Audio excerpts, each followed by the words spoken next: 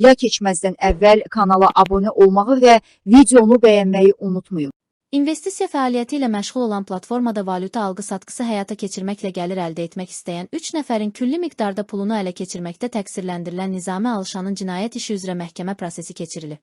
Yeni Sabah Zapaya istinadla xəbər verir ki, bugün Bakı Ağır Cinayətlər Məhkəməsində hakim Aytən Əliyevanın sədrliyi ilə keçirilən prosesdə Nizami Alışanın ifadəsi elan olunub. Daha sonra sənəd tədqiqi prosesinə keçilib.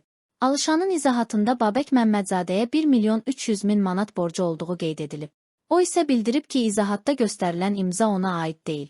Təqsirləndirilən iddia edib ki, digər sənədləri də o imzalamayıb.